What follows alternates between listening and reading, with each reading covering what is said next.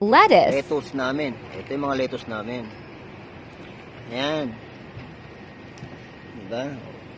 Ayan, oh, gaganda. Siya. Ito. Oh. Hydroponic. Ayan. Ang lalaki, gaganda. Oh. Ayan. Diba? Kapal. Lalo na rito. Tingnan nyo naman. Ayan mga dahon na yun, lalaki pa. For harvesting na ito next week. I-harvest namin na ito next week.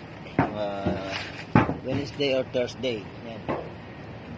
At saka may mga magpa-reserve na. Marami na nagpa-reserve.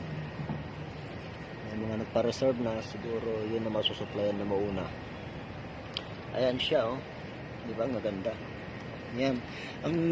Ang ano namin ito, pag nagbebenta kami nito, hindi per kilo.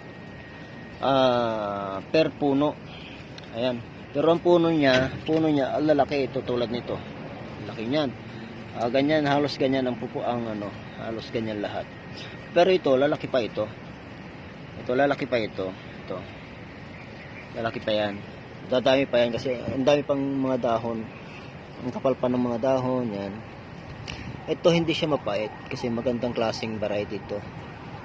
Nakalimutan ko lang yung variety nito na dun sa baba yung pangalan ng papel ng etiketa. Yun nandun. Ayan oh. Kaunti lang naman yan.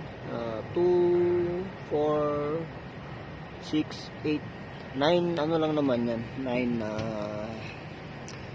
box styro ng tuna. Yan. Ang butas ng bawat isa ay 3, 6, 9, 12, 15. Yan ang isang butas ng 15 times 9, yun ang laman. Multiply na lang. Yan ang ganda, di ba? Hindi siya mapait, masarap to.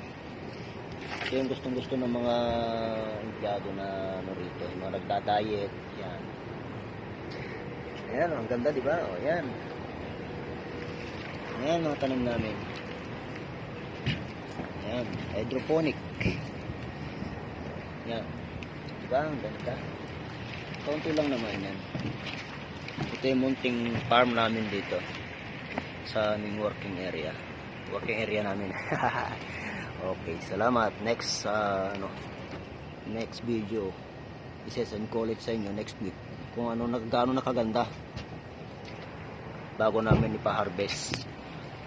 May mga may mga nag-order na. Siguro sila yung mga sila na yung unang susuplayan namin.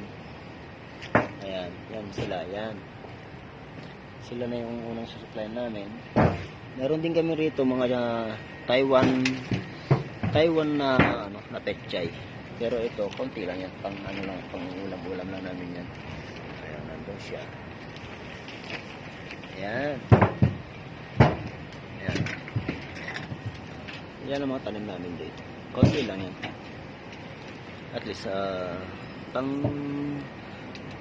panglibangan lang ba? Okay. Bye-bye.